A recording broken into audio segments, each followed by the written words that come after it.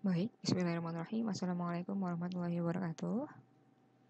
Berjumpa kembali dalam perkuliahan biologi umum. Kali ini kita akan membahas mengenai katabolisme. Dalam metabolisme, kita tahu seluruh proses dalam tubuh makhluk hidup itu terbagi menjadi anabolisme dan juga katabolisme. Anabolisme merupakan reaksi penyusunan dan katabolisme merupakan reaksi pembongkaran. Jika pada anabolisme ada anabolisme protein, anabolisme karbohidrat dan lemak, tidak semua makhluk hidup itu bisa melaksanakan semua proses itu. Seperti anabolisme karbohidrat, itu hanya bisa terjadi pada tumbuhan yang memiliki klorofil atau organisme yang punya klorofil, yaitu tumbuhan. Sementara hewan, kemudian makhluk hidup yang lain yang tidak punya klorofil, itu tidak bisa melakukan anabolisme. Nah, untuk katabolisme ini dilakukan oleh keseluruhan organisme. Itu pembongkaran ya. Pembongkaran ini juga ada pembongkaran lemak, protein, dan juga karbohidrat. Contoh dari katabolisme nanti akan kita bahas mengenai respirasi aerob dan juga respirasi anaerob. Untuk anabolisme nanti akan dibahas dalam topik terpisah, yaitu membahas mengenai fotosintesis atau asimilasi. Untuk perbedaannya anabolisme katabolisme, kita harus tahu bahwa kata itu ini ya, supaya mempermudah mengingatnya, katabolisme inilah pembongkaran, sementara anabolisme adalah penyusunan. Untuk membongkar berarti dia dari yang kompleks menjadi yang sederhana. Sementara yang penyusunan, berarti dia menyusun dari yang sederhana disusun menjadi yang kompleks. Untuk kebutuhan energinya, untuk katabolisme dia ini menghasilkan energi. Sehingga di akhir dari katabolisme nanti kita akan dapat energi yang bisa kita gunakan untuk kegiatan atau aktivitas. Sementara pada anabolisme ini membutuhkan energi. Seperti kita masak gitu ya, membuat makanan begitu, maka dibutuhkan adanya energi supaya jadi apa yang kita olah itu. Yang kita bahas di sini adalah katabolismenya, yaitu penyusunan. Untuk penyusunan karbohidrat itu ada respirasi aerob dan juga anaerob. Untuk katabolisme sendiri dia mempunyai dua fungsi. Yang pertama itu dia menyediakan bahan baku untuk sintesis molekul lain, ya dia seperti substrat utama gitu ya, nanti akan bisa untuk masuk ke dalam beberapa jalur sintesis molekul yang lain. Kemudian yang kedua, dia menyediakan energi kimia yang dibutuhkan untuk melakukan aktivitas sel. Jadi seperti bensin dalam tubuh kita itu disediakan oleh aktivitas katabolisme. Nah, reaksi yang umum terjadi dalam katabolisme ini adalah reaksi oksidasi. Energi yang dilepaskan oleh reaksi katabolisme disimpan dalam bentuk fosfat, terutama dalam bentuk ATP. Ya, kita sudah tidak asing dengan ATP, yaitu adenosin trifosfat, dan elektron yang berenergi tinggi, yaitu NADH, serta FADH. Jadi ATP, NADH, FADH itu bentuk bensin seperti itu ya, bentuk energi utama yang akan digunakan dalam beraktivitas. Untuk respirasi aerob, itu reaksinya seperti itu. Ada C6H12O6 untuk glukosa ya, ditambah dengan 6 oksigen O2 akan menghasilkan 6 CO2 plus 6 H2O dan 36 ATP. Untuk tahapannya ada tahap glikolisis, Dark-Krebs, dan juga transfer elektron, di mana pada glikolisis dan Dark-Krebs itu ada satu proses sisipan yang namanya dekarboksilasi oksidatif. Beberapa sumber ada yang mengatakan 4 tahap, beberapa sumber ada yang mengatakan 3 tahap. Jika dikatakan 3 tahap, itu berarti hanya glikolisis, Dark-Krebs, dan juga transfer elektron tanpa memasukkan dekarboksilasi oksidatif di dalamnya. Tapi jika mengatakan 4 tahap, berarti kita masukkan dekarboksilasi oksidatif dalam tahapan respirasi aerob. Kemudian ada juga respirasi anaerob. Secara katanya ya, aerob itu berarti dia membutuhkan oksigen. Dalam reaksinya kita lihat seperti ini, dia butuh oksigen. Sementara ketika anaerob itu respirasi yang dia tidak membutuhkan oksigen atau ketika oksigen kandungan itu rendah. Untuk respirasi anaerob itu sering disebut sebagai fermentasi. Fermentasi ada fermentasi alkohol, asam laktat. Ini dilakukan oleh organisme berbeda ya. Jadi kalau bakteri begitu, kapang mungkin jamur, dia bisa fermentasi alkohol. Nah, untuk manusia, hewan itu melaksanakannya fermentasi asam laktat. Nah, apakah kita pernah melakukan respirasi anaerob tanpa oksigen? Mungkin akan terdengar sangat janggal ya. Mana bisa sih kita bernafas tanpa oksigen begitu. Tapi nyatanya kita manusia atau hewan itu melakukan yang namanya respirasi anaerob. Ketika oksigen rendah dalam lingkungan, tubuh kita akan tetap mensuplai energi dalam tubuh dengan cara respirasi anaerob, yaitu tanpa menggunakan oksigen dalam prosesnya. Hasilnya apa? Hasilnya adalah asam laktat. Misalnya seperti pada saat kita olahraga. Ketika olahraga kan ngos-ngosan begitu ya. Kita akan kekurangan suplai oksigen dalam tubuh kita. Nah, supaya tubuh kita tetap dapat ATP, tubuh kita akan melaksanakan respirasi anaerob. Nah, perbedaannya apa antara yang aerob dan anaerob? Hasil ATP-nya jelas lebih banyak yang aerob, karena ya ibarat kata yang aerob ini adalah proses yang sesungguhnya ya, proses lengkap kesemuanya. Dia melewati berbagai tahap sehingga dia hasil ATP-nya juga banyak 36 ATP. Sementara untuk yang anaerob dia hanya melewati satu tahap, yaitu melewati glikolisis sehingga nanti hasilnya hanya 2 ATP. Kemudian untuk anaerob dia itu punya hasil sampingan. Kalau aerob kan dia hasilnya ini ya, CO2 dilepas di atmosfer nanti bisa digunakan tumbuhan untuk fotosintesis. Sementara untuk anaerob di tubuh si organisme itu dia menghasilkan hasil samping seperti alkohol, kemudian asam laktat. Kalau pada manusia tadi misalnya setelah kita jogging olahraga gitu ya, karena ngos-ngosan tubuh kita tidak bisa mendapat suplai oksigen yang banyak, maka untuk respirasi anaerob mungkin akan terhambat sehingga tubuh kita akan melakukan yang namanya respirasi anaerob. Hasil sampingnya yaitu asam laktat. Nah, ini yang seringkali menyebabkan tubuh kita seperti pegel-pegel gitu ya, habis renang, habis olahraga, habis naik gunung, habis pingpong misalnya. Kalau ada pegel di lutut, kemudian mungkin di siku atau di tempat-tempat yang aktif melakukan kerja itu karena pada respirasi anaerob itu dihasilkan asam laktat.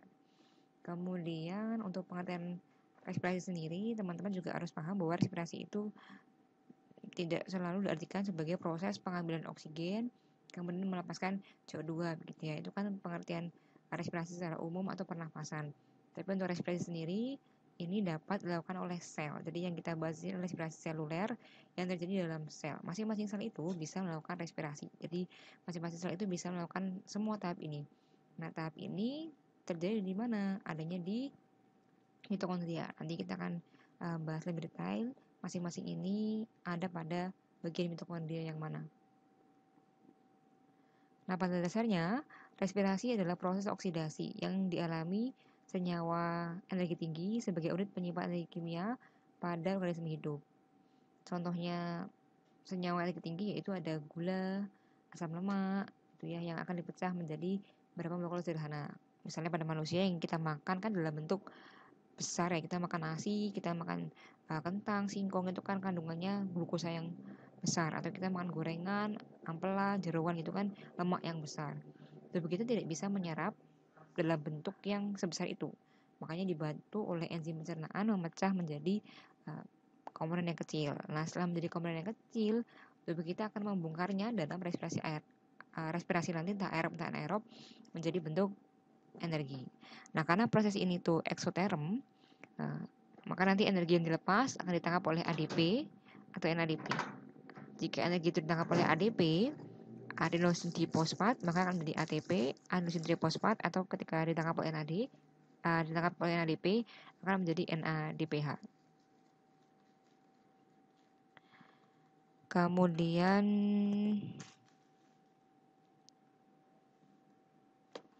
ini untuk tahapan tadi ya, ada glikolisis, siklus Krebs, dan sistem transport elektron, di mana di antara glikolisis dan juga siklus Krebs ini ada yang namanya dekarboksilasi oksidatif. Untuk tempat-tempatnya, ini secara umum respirasi itu terjadinya di mitokondria ini ya.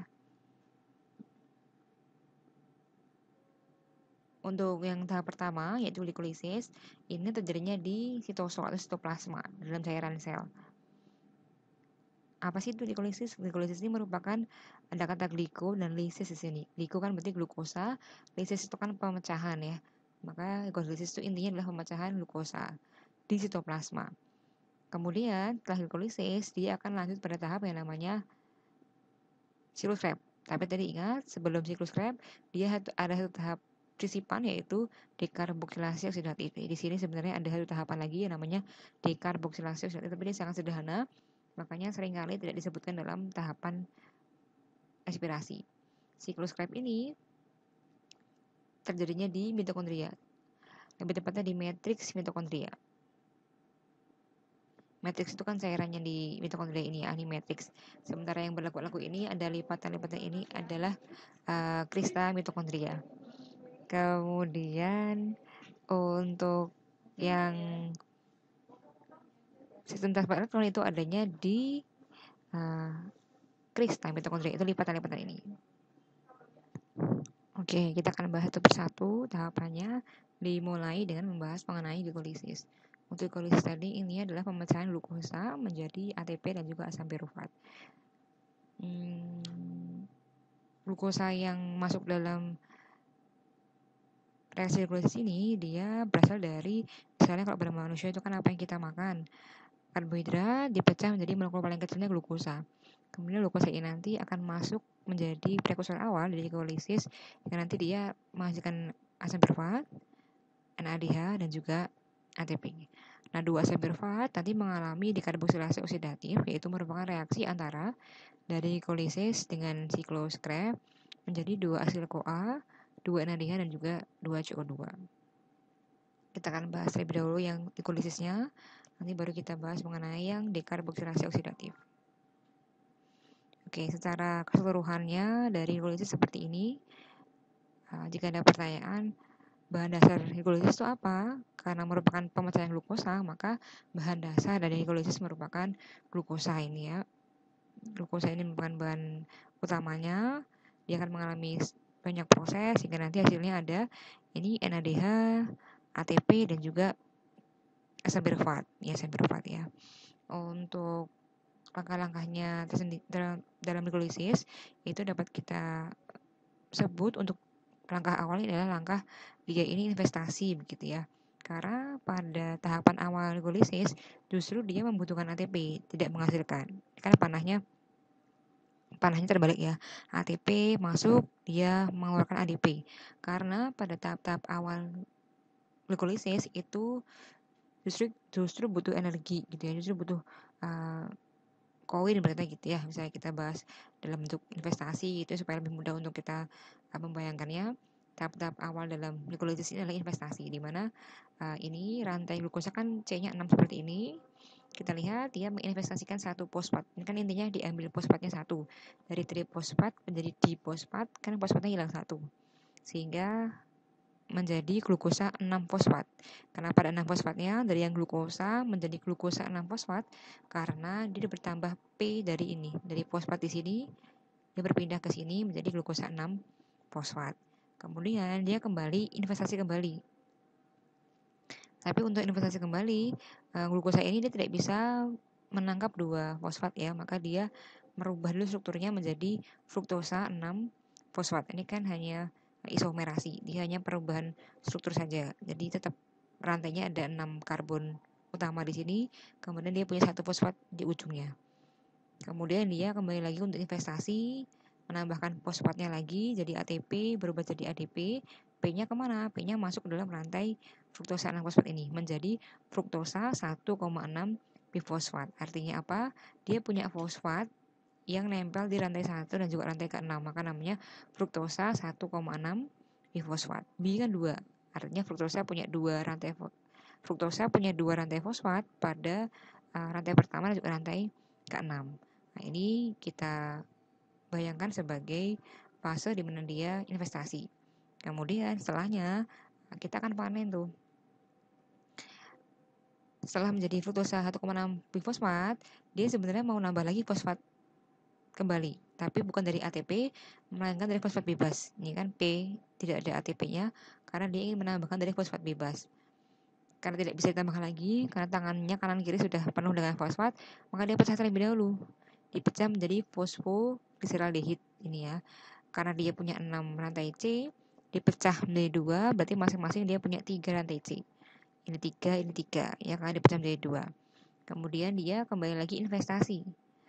Dari yang fruktosa 1,6 bifosfat tadi, dia masing-masing punya 3 rantai C dan 1 fosfat. Ya, jadi adil ya. Dia punya 3 C, 1 fosfat, yang sebelah kiri juga punya 3 C, 1 fosfat.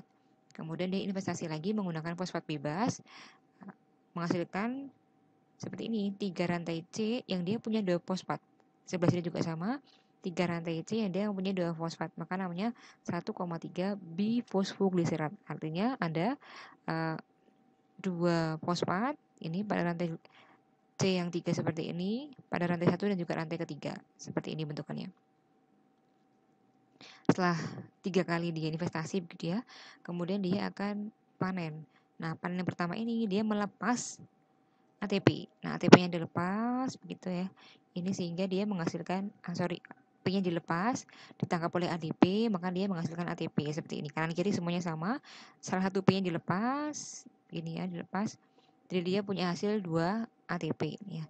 Karena P-nya dilepas, fosfatnya dilepas, maka rantainya berubah dari 1,3 bifosfogliserat menjadi 3 fosfogliserat seperti ini ya. Kemudian ada pergeseran fosfat pada rantai karbonnya. Yang ini ada di ujung, di rantai nomor 3, dia pindah ke tengah, adanya pada rantai nomor 2. Maka namanya berubah menjadi 2 fosfogliserat. Kemudian di sini ada satu proses tambahan, yaitu dihasilkannya H2O atau air. Lanjut lagi ke sini, namanya berubah karena ada H2O yang terlepas, namanya fosfoenol pirufat. Kemudian di sini dia melepas kembali ATP. Melepas kembali fosfat, ditangkap oleh ADP menjadi ATP begitu ya. Hasilnya 2, sebelah sini juga sebelah sini. Dari 3 rantai C yang memiliki 1 fosfat, dia akhirnya hilang fosfatnya menjadi 3 rantai C saja. Ini disebut sebagai asam pirufat. Kita hitung sekarang ATP-nya ya. Yang di sini kan hasilnya ada 1, 2, 3, 4. Ada 4 fosfat yang dihasilkan. Namun pada tabel hasil glikolisis, kita hanya menjumpai nanti di dalam hasil glikolisis hanya 2 ATP, 2 NADH, dan juga 2 asam pirufat. Kenapa tidak 4? Nih ya, tuh 2, 3, 4. Karena yang 2 ini digunakan tadi untuk 2 reaksi yang awal tadi kan ya, dia pinjam dulu gitu ya, 2 ATP. Maka yang 2 ATP di sini digunakan untuk mengembalikan yang dipinjam di awal. Sehingga di akhir dia hanya memiliki 2 ATP. Ya, jadi jika melihat gambar begitu, loh kok ini kok ada 4 ATP. Tapi kenapa di tabelnya hanya 4 ATP? Karena yang 2 ini digunakan untuk ini ya, mengembalikan 2 ATP yang dipinjam di awal. Untuk fosfat di sini kan fosfat bebas, sehingga kita tidak perlu mengembalikan dalam bentuk ATP. Tapi untuk di sini dikembalikan 2, sehingga hasil akhir dari glikolisis itu hanya 2 ATP, 2 NADH, dan juga 2 asam pirufat. Nah, sebelum masuk ke siklus Krebs, ada tahapan antara, yaitu namanya dekarboksilasi oksidatif. Kita terjemahkan dari artinya ya, supaya tidak kita hafalkan prosesnya, tapi kita bisa mengerti makna dari proses ini. Dekarboksilasi, D itu kan ada pengurangan ya, seperti deforestasi itu kan hilangnya fungsi hutan. Ini juga dekarboksilasi, pengurangan. Apa yang dikurangi? Yang dikurangi rantai C. Karbo ini kan karboksilasi ini rantai C ya. Berarti dari tadi kan asam pirufat itu C-nya 3. Dilepaskan 1 C-nya, kan C-nya harusnya 3. Dilepaskan 1 C-nya, dia menjadi C-nya 2. Makanya namanya dekarboksilasi. Kemudian oksidatifnya, dia melepaskan elektron ini ya, ditangkap oleh NAD, berarti dia menjadi NADH seperti ini. Untuk C tadi di sini lepas kemana? Dilepasnya dalam bentuk CO2. Makanya hasil dari dekarboksilasi oksidatif adalah CO2 dan juga NADH. Nah, si asil CoA ini nanti masuk ke dalam tahap berikutnya, yaitu tahap siklus Krebs. Nah, si dekarboksilasi oksidatif itu terjadinya di mitokondria ya. Tadi hanya si glikolisis yang prosesnya terjadinya di sitosol. Untuk proses yang lain, dekarboksilasi oksidatif, siklus Krebs, dan juga transfer elektron itu adanya di mitokondria. Jadi dia setelah dari glikolisis akan masuk ke dalam mitokondria untuk tahap berikutnya. Kemudian lanjut ke tahap yang ketiga, yaitu ada siklus Krebs, di mana pada siklus Krebs kita butuh substrat dari proses sebelumnya, yaitu proses dekarboksilasi oksidatif tadi ya. Setelah asam pirufat itu masuk ke dalam dekarboksilase oksidatif, maka dihasilkan adanya asetil koenzim A tadi ya. Rantainya C-nya cuma 2, karena yang satu dilepas menjadi karbon tadi ya. Nah, si reaksi antara asil CoA ini dengan asam oksaloasetat terbentuk asam sitrat. Dari yang di awal ini kan asil CoA ini punya dua C ya. Kemudian dia akan bergabung dengan oksaloasetat yang punya 4C, dia akan bergabung menjadi asam sitrat. Di sini tidak tertulis lengkap ya, jika ditulis lengkap pada prosesnya maka akan ada hasil CoA, dia bertemu dengan oksaloasetat dari 2C tambah 4C, nanti dia menjadi 6C. Kemudian hasil CoA-nya dibebaskan kembali, nanti menjadi asam sitrat. Nah, asam sitrat dengan NAD membentuk asam alfa ketoglutarat dengan membebaskan CO2, sehingga C-nya menjadi 5. Peristiwa berikut ini agak kompleks, yaitu pembentukan asam sukinat 4T setelah bereaksi dengan NAD dengan membebaskan NADH, CO2, dan juga melepaskan ATP setelah bereaksi dengan ADP dan asam fosfat organik. Asam suksinat yang terbentuk kemudian bereaksi dengan FAD dan membentuk asam malat dengan membebaskan FADH2 ini ya. Di sini dia membebaskan FADH2. Nah, asam malat dengan 4C itu bereaksi dengan NAD membentuk asam oksaloasetat 4C. Kemudian nanti si oksaloasetat ini nanti dia akan menjadi bahan berikutnya untuk bertemu dengan asetil CoA, berputar kembali menjadi siklus ya. Karena namanya siklus, kan kalau siklus itu dia kembali lagi dari hasil siklus yang awal akan berputar kembali menggunakan substrat yang baru. Jadi oksaloasetat itu nanti akan bertemu dengan asetil CoA, dia akan berputar kembali dalam siklus Krebs. Sehingga dalam siklus Krebs ini dapat disimpulkan bahwa dia dapat menghasilkan 2 ATP, 4 CO2, 6 NADH, dan 2 FADH. Ini dari satu siklus Krebs ya. Kalau kita punya 2 hasil CoA tadi, hasil dari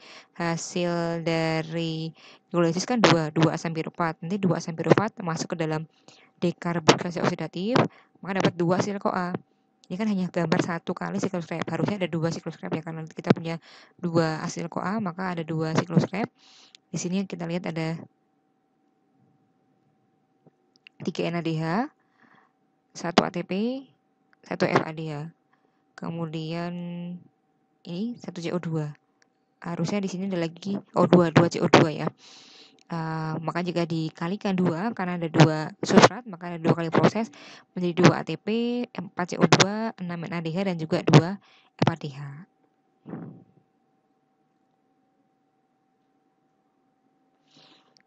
Nah, dari hasil-hasil yang telah dikeluarkan dari proses-proses di awal tadi, maka semuanya akan masuk ke dalam sistem transfer elektron. Jadi ibarat kata dibayangkan begitu, sistem transfer elektron itu seperti kita menukarkan koin. Kalau kita main di time zone gitu kan kita punya banyak kartu begitu ya, atau poin, nanti akan kita tukarkan. Begitupun juga dengan di sini. Kita punya banyak ATP tadi, NADH, FADH, itu seperti koin yang nanti akan kita tukar menjadi ATP di sini. Jadi yang bisa ditukar di sini hanya si NADH sama FADH ya. Terjadinya di bagian membran dalam mitokondria atau yang disebut sebagai krista. Jadi hati-hati, meskipun di mitokondria ada yang di membrannya, ada yang di kristanya. Untuk transfer elektron ini dia terjadinya di krista mitokondria. Hidrogen dari siklus Krebs diubah menjadi proton dan elektron. Nah, O2 ini berperan sebagai penerima elektron terakhir. Ya. Nah, O2 akan menerima H+ menjadi H2O. Nah, ATP yang dihasilkan adalah 34 ATP. Ini hasil bersihnya ya. Ini ada kita punya di total tadi dari hasil yang hidrolisis, kemudian siklus Krebs, kita punya 10 NADH. Kita lepas elektronnya ya, ditangkap oleh oksigen, akan menjadi 5 H2O, 10 NAD, ini akan menjadi substrat untuk menangkap elektron yang lain, kemudian 30 ATP. Karena 1 NADH ini dia ditukar menjadi 3 ATP. Biasanya kalau secara simpel gitu ya, 1 NADH ditukar menjadi 3 ATP, sehingga 10 NADH dikali 3 mendapatkan 30 ATP. Sementara untuk FADH itu satu kepingnya, satu FADH-nya itu hanya diubah menjadi 2 ATP, sehingga 2 FADH ini hanya berubah menjadi 4 ATP. Ya, dijumlahkan 34 ATP. Tapi tadi kan sebelumnya ada ATP juga. Jadi jika dijumlahkan seperti ini. Di glikolisis kita bisa menghasilkan 2 ATP. Di siklus Krebs kita menghasilkan 2 ATP. Nah, transfer elektron setelah kita menukarkan si FADH dan juga NADH tadi, kita mendapatkan 34 ATP. Jika summa total hasil 38 ATP. Tapi ini merupakan hasil kotor berarti gitu ya. Ini bukan hasil bersih. Kenapa bukan hasil bersih? Karena si glikolisis ini kan prosesnya di luar mitokondria. Sementara transfer elektron itu adanya di dalam mitokondria. Nah, untuk menyeberangkan hasil-hasil glikolisis masuk ke dalam mitokondria itu butuh energi juga. Maka dikurangi 2 ATP untuk menyeberangkan hasil glikolisis ini supaya masuk ke dalam mitokondria. Sehingga 38 dikurangi 2 ATP nanti hasilnya menjadi 36 ATP. Jadi untuk hasilnya itu bukan 38 ya hasil bersihnya, tapi adalah 36 ATP. Ini prosesnya kalau di rangkuman global semuanya ya. Ini ada mitokondria, sementara tidak semua proses itu ada di mitokondria. Jadi perlu diingat-ingat, glikolisis itu di luar, di sitosol, sitoplasma. Nah, dia akan masuk ya, jadi dari glukosa dia kan menghasilkan 2 asam pirufat, 2 ATP ini ibaratnya seperti koin ya, dan juga N2 NADH. Kemudian dia masuk ke dalam mitokondria ini diseberangkan, dia butuh 2 koin untuk menyeberangkan bahan-bahan yang dihasilkan ini ATP, pirufat dan juga NADH masuk ke dalam mitokondria.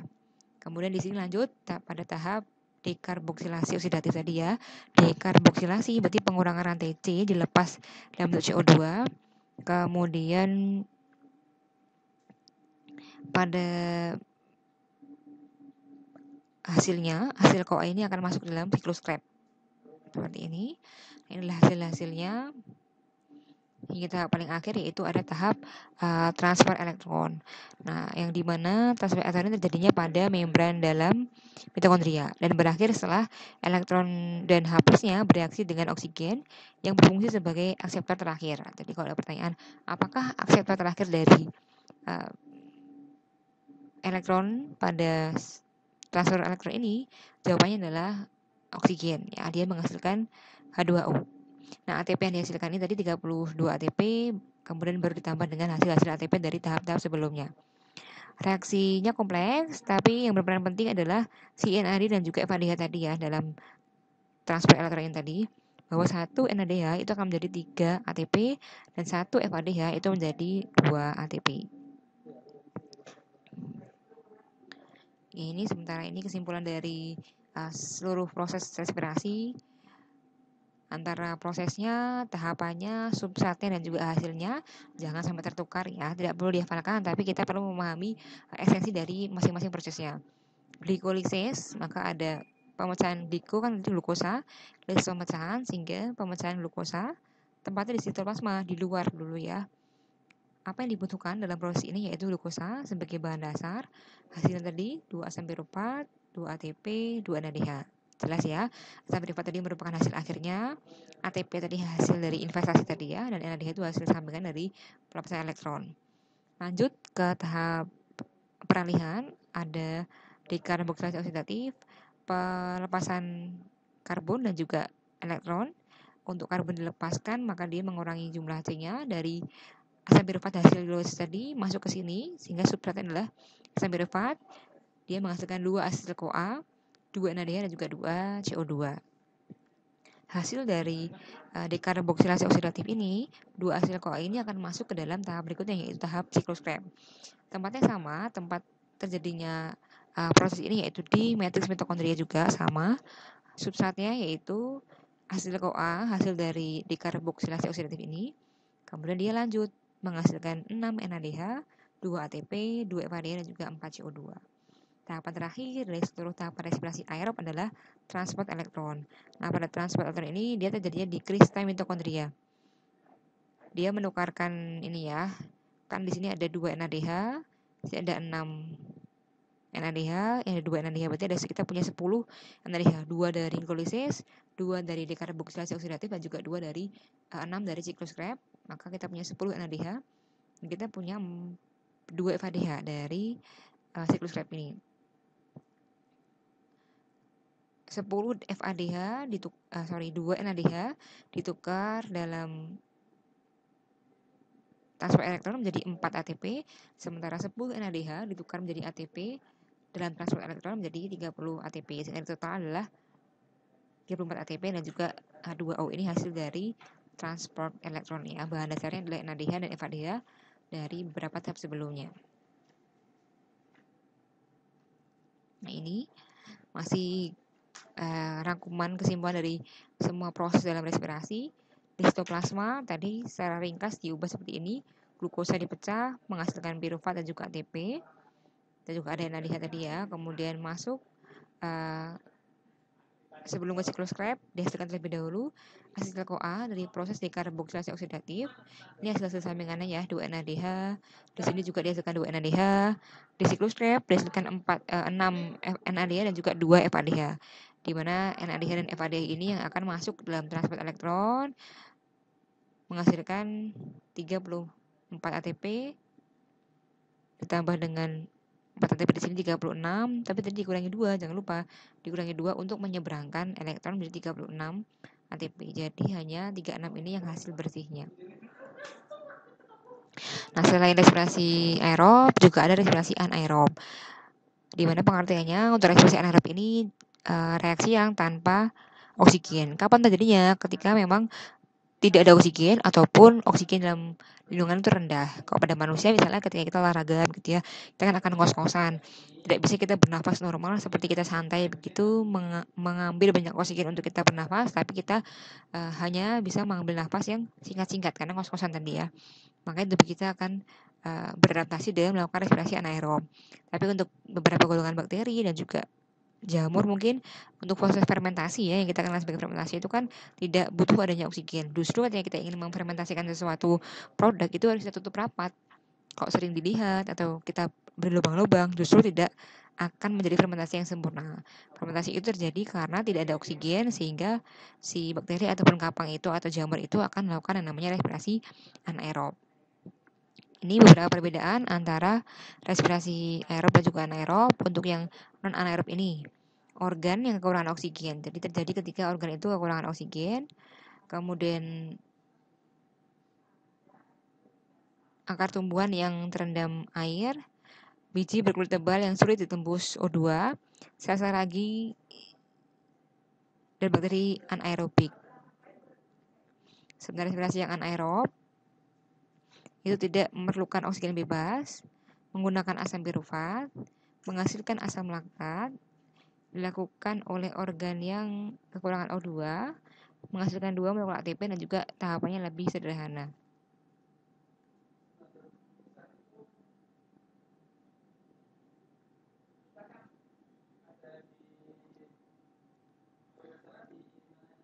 Kemudian ada 3 macam ya dalam fermentasi, yaitu ada fermentasi asam laktat, fermentasi alkohol, dan juga fermentasi asam cuka. Ini kita bahas pertama yaitu fermentasi alkohol. Nah, pada ciri khas dari fermentasi itu dia itu terjadi melalui proses hidrolisis. Selain dari dia tidak butuh oksigen ya, jadi pada rangkaian tahapannya tidak kita lihat adanya oksigen, tapi dia juga hanya melewati satu tahap pada respirasi yaitu glikolisis. Jadi ada sama prosesnya, glukosa dipecah, tapi dia tidak melewati tahap yang berikutnya siklus Krebs dan juga transport elektron. Dia hanya melewati glikolisis ini. Dia menghasilkan ini karena alkohol, maka dia menghasilkan alkohol dan juga ATP. Fermentasi alkohol ini ciri-cirinya terjadinya pada sel ragi, ya misalnya pada Saccharomyces cerevisiae. Nah, menghasilkan alkohol sebagai produk sampingan, alkohol ini bisa mengakibatkan racun bagi organisme tersebut. Hasil akhirnya yaitu 2 ATP, nanti juga ada NADH di gambar ini ya. Dia 2 ATP juga 2 NADH. Sama, kenapa gambar ini 4, ini kan 2 perlu, 4 hasilnya. Tapi kan dia menyeberangkan masuk ke dalam tadi, dia butuh 2 ATP, sehingga hasil bersihnya hanya 2 ATP, 2 NADH, dan juga 2 alkohol ini, etanol ini.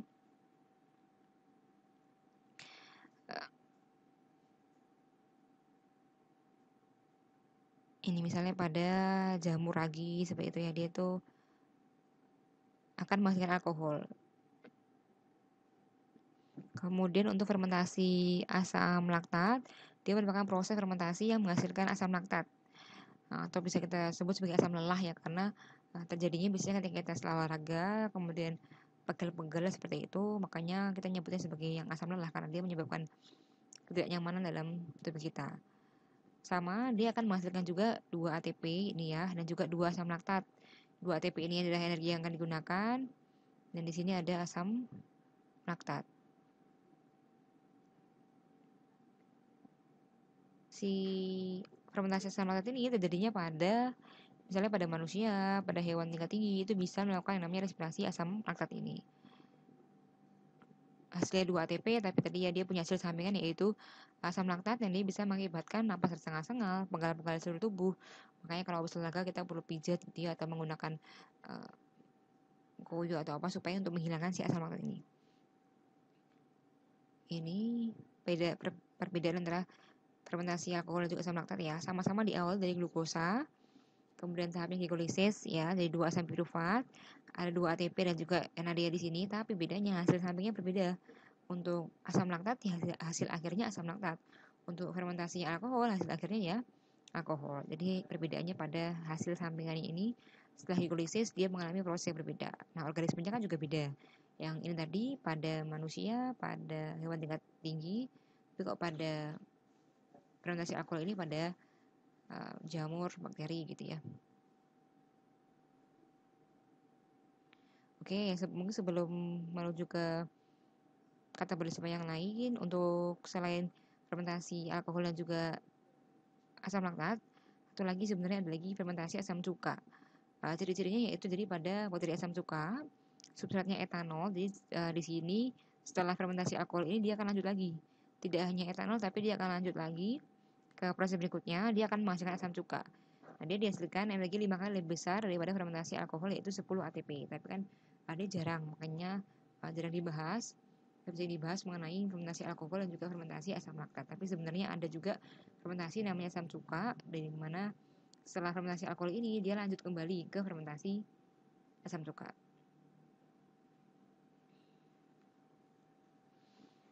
Sekarang ke katabolisme yang lain ya. Selain katabolisme karbohidrat, juga ada katabolisme substrat yang lain seperti lemak dan juga protein. Untuk kerangka ini sebenarnya sama. Nanti mereka akan masuk ke dalam kerangka siklus Krebs ya. Tapi dari substratnya berbeda, maka dia punya treatment berbeda sampai akhirnya mereka masuk ke siklus Krebs. Kalau karbohidrat tadi kan dari glikolisis menjadi asam pirufat, dia baru bisa masuk dalam siklus Krebs. Nah, untuk asam lemak dan juga protein sama, nanti dia akan masuk ke dalam siklus Krebs. Tapi dia memerlukan beberapa tahapan terlebih dahulu. Lipid atau yang umum disebut sebagai lemak ini terdapat dalam semua bagian tubuh manusia, terutama di otak ya. Otak itu punya banyak kandungan lemaknya. Lipid ini terdapat sebagai bagian dari makanan baik dalam hewan yang dalam bentuk kompleks maupun sederhana ya. Karena dia kan adanya banyaknya pada jalan hewan. Nah, untuk pemecahannya lemak ini harus dipecah terlebih dahulu menjadi gliserol menggunakan enzim-enzim pemecah lemak yang di dalam tubuh kita ya. Dia akan dipecah menjadi asam lemak plus gliserol. Nah, kemudian gliserol ini akan diubah menjadi 3 fosfogliserdehid dan dia akan memasuki jalur glikolisis. Nih ya.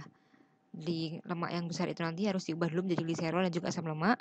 Nah, gliserol ini nanti dia bisa masuk ke dalam glikolisis, tadi diubah menjadi fosfogliserdehid tadi, menjadi substrat masuk ke dalam glikolisis, atau dia bisa diubah nanti menjadi masuk ke dalam siklus Krebs. Kemudian untuk katabolisme protein, dia punya 3 tahap sebelum dia akhirnya masuk ke dalam siklus Krebs. Yang pertama, karena protein ini kan bagian yang besar ya, atau bentuk struktur yang besar. Sama dengan asam lemak tadi harus dipecah dulu menjadi gliserol dan asam lemak. Protein pun juga sama, dia dipecah menjadi di protein ini harus dipecah menjadi asam amino. Kemudian untuk asam amino yang dihasilkan ini diubah menjadi asetil CoA. Nah, asetil CoA ini baru dia bisa masuk ke dalam siklus Krebs. Ya, tadi kan bahan dasar siklus Krebs adalah asetil CoA. Atau bisa dari protein tadi tanpa melalui proses perubahan jadi asetil CoA, dia bisa langsung masuk ke dalam siklus Krebs. Jadi dia punya beberapa tahapan, bisa diubah dulu menjadi asetil CoA atau bisa langsung masuk ke dalam siklus Krebs. Gitu ya. Ini untuk gambarnya. Ini kan untuk karbohidrat tadi jalur utama ya. Jadi kalau kita makan begitu, yang pertama dipecah adalah glukosa, bukan lemaknya. Makanya kan kalau kita banyak makan lemak, gendut. Kenapa? Karena lemak ini sebagai cadangan makanan, bukan sebagai sumber energi yang utama. Kalau karbohidrat langsung dipecah. Sisanya baru nanti akan disimpan dalam hati dalam bentuk glikogen. Tapi untuk lemak itu tidak menjadi sumber utama, tapi dia menjadi cadangan energi saja. Kemudian untuk yang jalur tengah ini tadi sudah kita bahas ya, ada glikolisis, kemudian dekarboksilasi oksidatif, ada siklus Krebs dan juga transfer elektron. Untuk lemak tadi dipecah menjadi gliserol dan juga asam lemak. Untuk gliserol tadi bisa masuk ke dalam glikolisis. Sementara untuk asam lemak dia bisa langsung masuk ke dalam asetil CoA.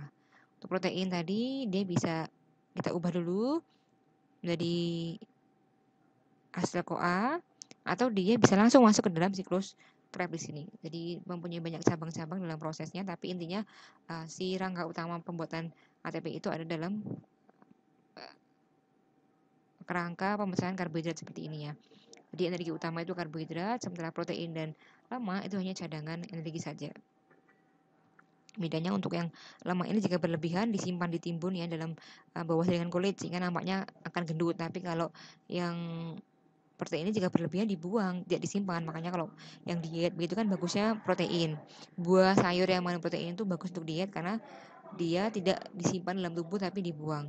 Yang dikeluarkan dalam urin. Tapi kalau lemak itu disimpan dalam bawah jaringan kulit. Oke, untuk sebelum menuju contoh soal, beberapa faktor yang mempengaruhi metabolisme itu ada cahaya, suhu, kadar CO2O2 ya, kemudian reaksi-reaksi senyawa kimia. Jadi seperti ini kan protein itu kan besar, karbohidrat juga besar, lemak juga besar, maka butuh enzim pemecah menjadi asam amino, menjadi glukosa dan juga gliserol atau asam lemak. Jika dalam proses pencernaan itu gagal untuk mencerna menjadi bagian yang kecil ini, maka proses pembuatan ATP juga akan terhambat begitu ya. Begitu untuk hasil dari respirasi aerob juga anaerob, serta ada katabolisme protein dan juga lemak. Sekarang kita menuju ke contoh soal. Yang pertama ini, yang merupakan akseptor hidrogen pada saat respirasi aerob adalah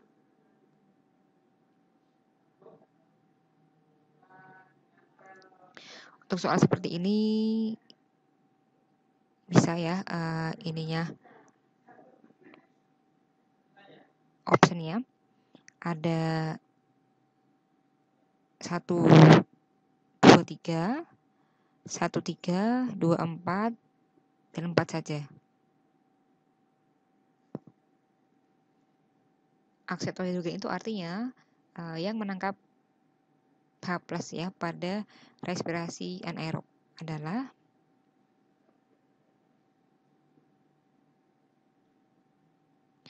Oke, ada 1 NAD tadi ya, NAD akan menangkap hidrogen menjadi NADH, dan 3 itu FAD menangkap hidrogen menjadi NADH. Jawabannya 1 dan 3. Berikutnya, pada proses respirasi, asetil CoA dapat berlangsung masuk ke dalam siklus Krebs. Sebab asetil CoA merupakan senyawa antara pada proses glikolisis. Sebab akibat ya, untuk pernyataan terlebih dahulu kita analisis. Pada respirasi, asetil CoA dapat langsung masuk ke dalam siklus Krebs. Betul ya, karena tadi asam pirufat hasil hidrolisis diubah menjadi asetil CoA. Hasil CoA ini bisa masuk dalam siklus Krebs. Nah, sebab asetil CoA merupakan reaksi antara pada proses hidrolisis. Nah, ini yang salah karena dia bukan reaksi antara pada proses hidrolisis, tapi dia kan substrat yang nanti akan menjadi bahan dasar dalam siklus Krebs. Jadi ini benar salah, jawabannya ya ini benar dan ininya salah.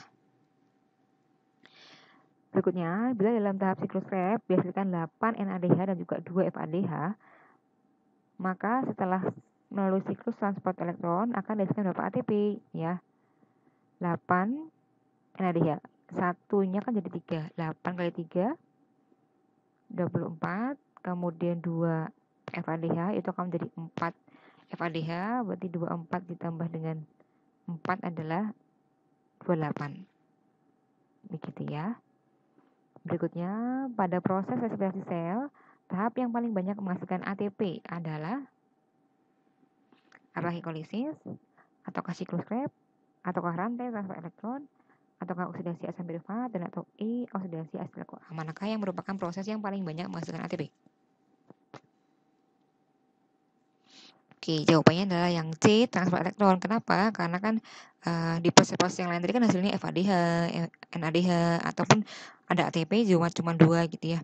Tapi di sini di transfer elektron, ketika si FADH dan juga NADH ini transfer masuk, hasil akhirnya adalah ATP. Sehingga jika ada kalimat seperti ini, yang paling banyak menghasilkan ATP, jawabannya yang C, rantai transport elektron.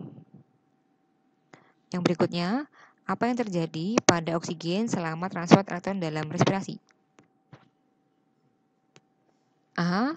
Direduksi menjadi air, dilepaskan sebagai gas, digunakan sebagai carrier elektron, menyuplai energi untuk membuat ATP, bergabung dengan karbon membentuk karbon dioksida. Kita tahu bahwa oksigen ini bahan dalam respirasi ya.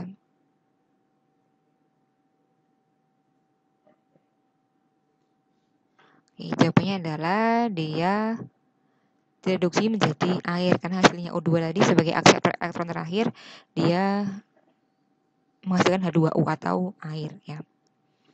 Berikutnya, dalam respirasi aerob, karbon dioksida dilepaskan pada proses CO2 ya. Kita lihat kembali tadi pada siklus Krebs, apakah dia menghasilkan CO2?